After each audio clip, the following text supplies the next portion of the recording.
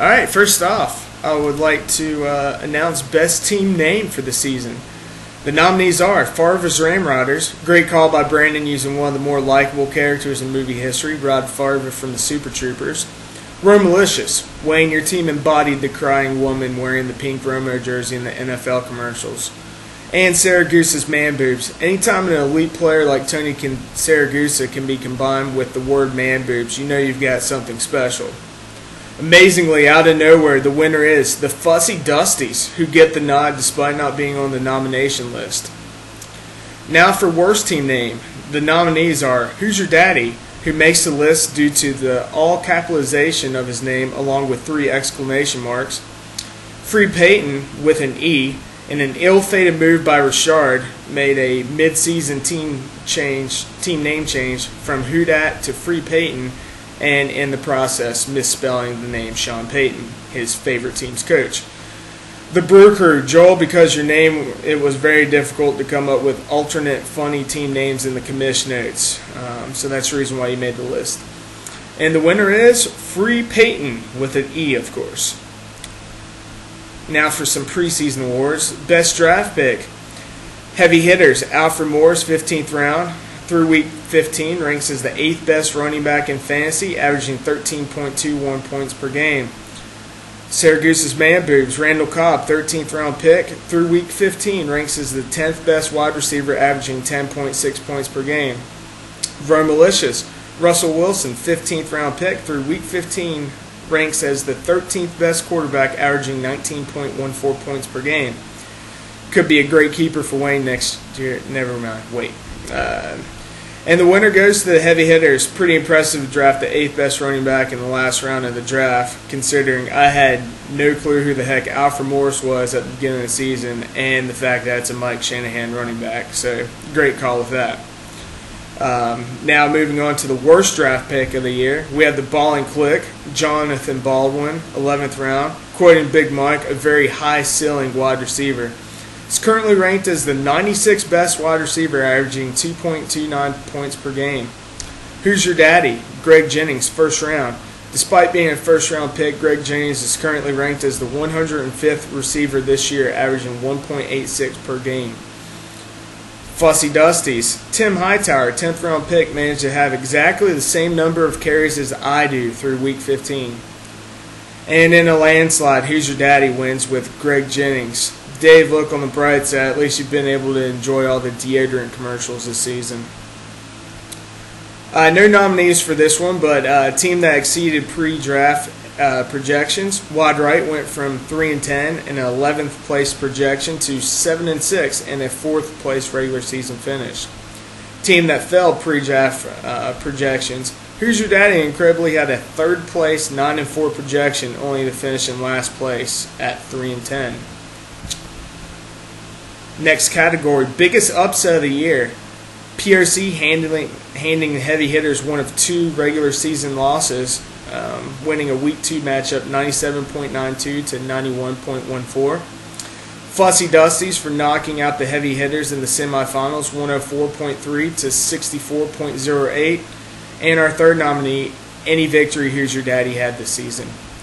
And the winner's got to go to the Fussy Dusties, taking out the heavy hitters by 40 points despite coming into the game as a 20-point underdog. Our next category is the Ben Roethlisberger trade rape of the year. Who's Your Daddy? Trading Antonio Gates and Greg Little to wide right for Reggie Wayne and Brent Selleck. Ball and Click trading Fred Jackson and Ben Tate to the Brew Crew for Adrian Peterson and David Wilson.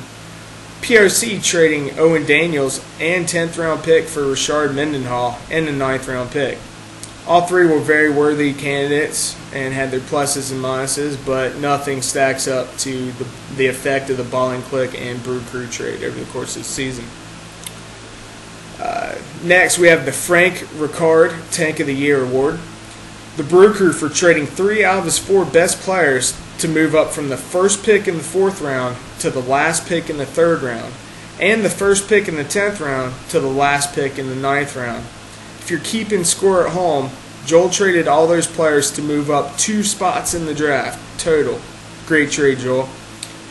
POC for making multiple trades to increase future draft positioning, along with starting 2 injured players, a suspended player, and Larry Fitzgerald's dead body in a consolation bracket game.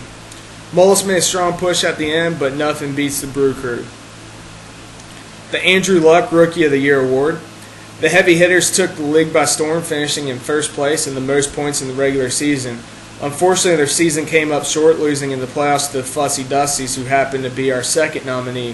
The Fussies had an up-and-down season, managing to finish 1-3 against the two-headed Wayne Chad monster, but they've managed to win when it counts, winning 3 games in a row and sitting 1 game away from the championship. Who's your daddy? You're on the list because we needed 3 nominees. In all seriousness, you've been a valuable part of the Commish Notes. Without your follies as a team owner, it would have been a lot more difficult putting the Commish Notes together. And the winner is the Fussy Dusties. You've managed to bring us a load of laughs in addition to your impressive run to the championship. The Tim Tebow Most Improved Player of the Year award. Romalicious opened the season as a 2-1 favorite to wear the skirt this season, coming off a 2-11 season last year. Despite a near miss in the playoffs, Romalicious did win a career-high 6 games and avoided the skirt. SE Utes opened up with the second best odds to wear the skirt, coming off a 3-10 season. Just like Romalicious, after nearly missing the playoffs, the Utes improved their regular season record to 6-7 and seem poised to win the consolation bracket game. Farver Ramrodders, the returning skirt players, somehow amazingly lost more regular season games than they did last year, but made the playoffs and improved their final standing from 12th place to 5th place on the season. And the winner is the Romalicious and the Utes, who both get the nod over the Ramrodders for going the entire season without starting players on their bye week. Good job, guys. Now for the RG3 Most Likeable Fantasy Player Award, we have Dave. We can't thank you enough for stepping up and playing in our league the last second. Who knows where we've been with only 11 players. It's also been a blessing for the league knowing that your team was more than likely going to lose. So it's always good knowing that your opponent's pretty much a guaranteed victory every week.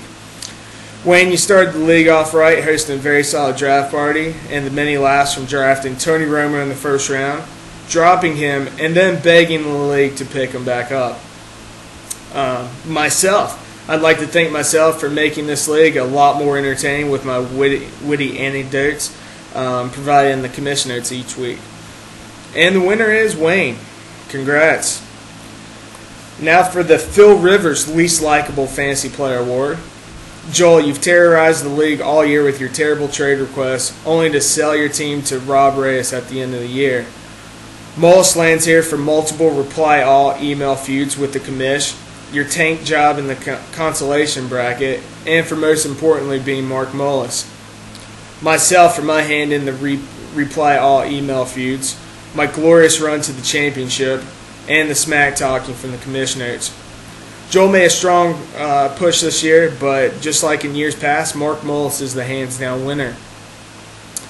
That's all I've got for our final Commish Notes. Kind of sad we're wrapping it up, but in case you're curious, I am picking the Man Boobs to knock out the Fussy Dusties and thus becoming the first two-time fantasy champion in the Big Lebowski League.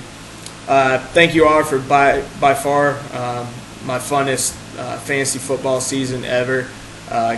Good group of guys, looking forward to keeping it together. Merry Christmas to you and all your families, and of course a Happy New Year. I will see you all in the not so distant future.